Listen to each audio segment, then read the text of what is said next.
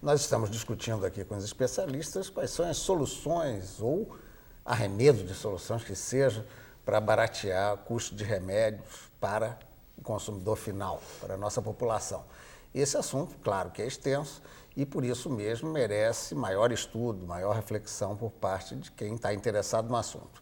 Nesse sentido, nós pedimos a todos aqui presentes que nos forneçam elementos, seja por internet, seja por bibliografia, e nós colocamos essas indicações à disposição de vocês na internet, através do nosso site www.tomeciencia.com.br. E se você quiser também se comunicar com a gente, sugerir novos temas, enfim, fazer essa ligação que a internet permite, ideias@tomeciencia.com.br. Bem, nós costumamos aqui nesse último bloco atentar uma solução ou um caminho, uma proposição no sentido de melhorar a situação. Eu vou começar com a Beatriz.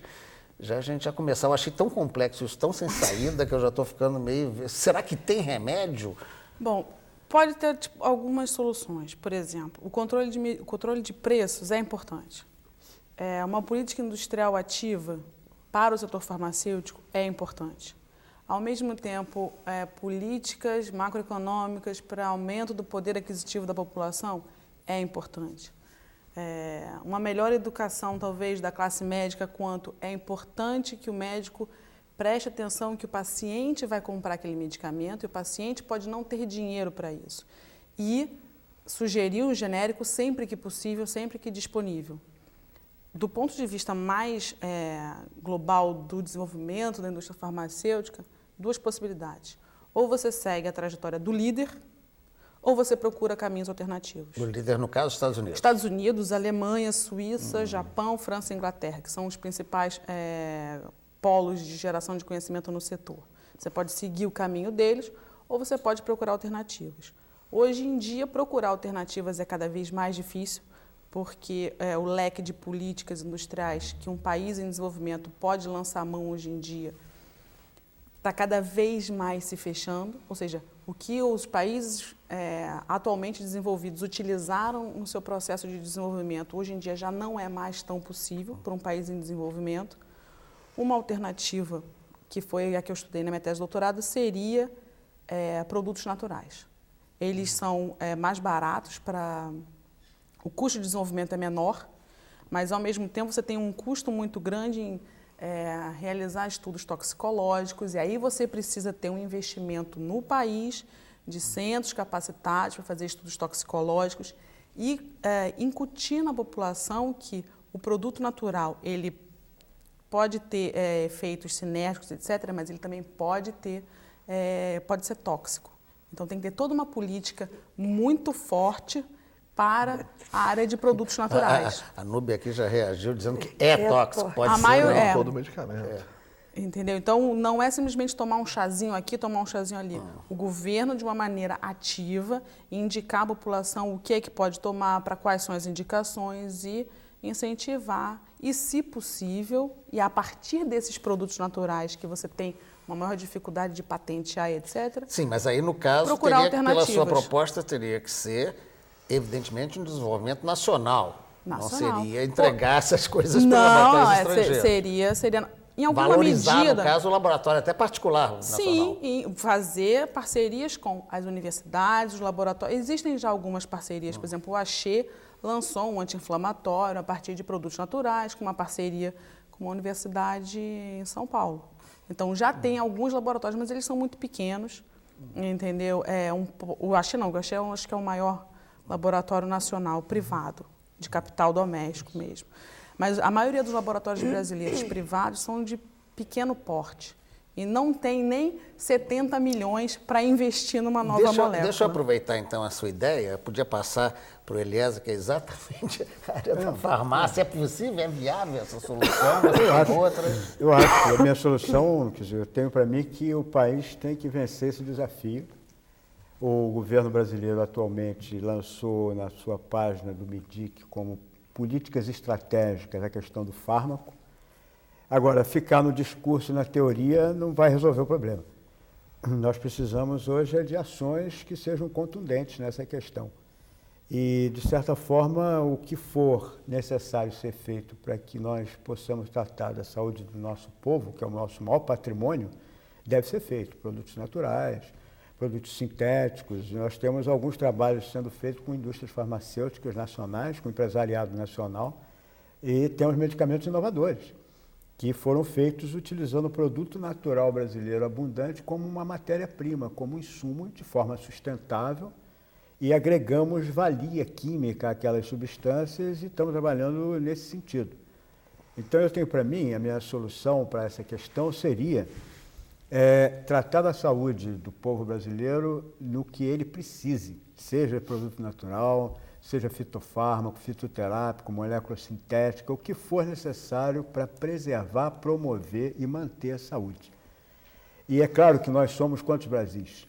Né? Nós somos muitos Brasis, então uma solução que pode ser útil na Avenida Paulista, na Vieira Soto, não vai ser útil dentro da floresta amazônica, onde a população são brasileiros do nosso tamanho, brasileiros com a mesma expressão de cidadania. Então eu tenho para mim que esse desafio está posto na mesa, e se o governo tiver realmente interesse em solucionar, ele vai ter que criar uma política para o setor industrial farmacêutico que é diferente do automóvel, do avião. E se ele subsidia avião, por que ele não pode também promover o medicamento brasileiro? Espera-se que sim, né? Eu perguntaria à Núbia, no âmbito das sugestões, até com essa visão de quem tem a prática da fabricação. É uma coisa bem complicada, porque são duas coisas bem distintas. Uma é o medicamento inovador, né? Que ele vai vir de uma pesquisa, de uma substância natural, ou de uma nova síntese, ou de uma substância natural com alguma etapa sintética também. Agora, e o outro é um problema hoje atual de a gente poder fazer até o que já é disponível. Né? É o tal problema da limitação da patente. Portanto. Exatamente. Então, quer dizer, perto do que a Beatriz colocou, a Eliezer colocou, dá um contexto bem grande de que são múltiplas ações que têm que ser tomadas para que a gente consiga dar um salto tecnológico de inovação. Né? Mas hoje também tem muitas ações necessárias e ações básicas, tipo fortalecer o desenvolvimento tecnológico, fortalecer as empresas farmacêuticas nacionais que pelo menos garantam a fabricação de matéria-prima farmacêutica do fármaco no país, que a gente não tem isso hoje também. Nós temos aí meia dúzia de farmacêuticas no país, né, que são insuficientes. Então, são ações... Talvez por elas não terem esse laço mesmo da pesquisa, né? Seriam só fabricantes, elas precisam, talvez um laço com a academia seria um caminho. Mas não é só isso, porque as ações não são integradas, então elas não são construídas de forma que cada passo sustente o outro. Então, você tem uma ação aqui de governo, tem outra ação ali. Elas são os tanques. Exatamente, as ações não são de forma integrada. Então, uma coisa funciona, a outra não funciona. E que isso tem que ser um bloco muito bem colocado em todos os seus segmentos para que você atinja. E o que está faltando para colocar o bloco na rua, digamos assim? As ações coordenadas, né? No caso, é uma atitude de governo. Mas existe uma vulnerabilidade externa do país muito grande. Então, o país, por ser economicamente dependente, ele tem limites a implementar essas políticas que são necessárias. O limite da pressão dos laboratórios porque estrangeiros. você vai para uma negociação internacional em que, tudo bem, você quer isso aqui, mas então eu não vou te liberar a minha parte do vestuário. O que é que você quer? Qual é o seu maior mercado no comércio internacional? Então, a barganha de um país economicamente dependente, ele tem muito menor poder de barganha. O Cláudio. Eu não sou tão pessimista. Não, eles, poxa. Acho que nós ainda não colhemos frutos de boa parte das coisas que vêm sendo feitas. Nós já temos uma política de genéricos que completa 6 anos agora. já temos uma política de controle de preços de medicamentos. Já temos programas específicos do governo, é o caso do Profarma, do BNDES, que vem estimulando a indústria nacional no seu desenvolvimento. Ou seja, financiamento para o desenvolvimento da indústria. Financiamento a juros de BNDES, ou seja, inferiores aos juros de mercado internacional, em alguns casos, para desenvolvimento da indústria nacional. Agora, temos problemas. Acho que temos um problema que é de articulação. Eu nem diria que ele é principalmente das políticas governamentais. Agora, certamente, se nós quisermos ter uma indústria nacional competitiva de medicamentos, não sobreviverá, pelo menos em larga escala, um panorama, um cenário de centenas de pequenas e médias indústrias de medicamentos. Nós teremos que ter a confluência de indústrias constituindo capacidade de competição, ou algumas indústrias que podem ser pequenas, mas que são dedicadas a itens de alta tecnologia e alto custo. Da mesma forma na área pública. Não adianta a gente ter 17, 18 laboratórios públicos produtores fazendo o mesmo tipo de medicamentos de baixo custo, muitas vezes com problemas de qualidade, com problema de sustentabilidade, quando nós podemos passar para um patamar em que se identifica a característica, a potencialidade de cada um desses laboratórios, de maneira articulada com o nosso sistema de produção de ciência e tecnologia, com a academia. Acho que tem algumas saídas que estão muito próximas das nossas mãos.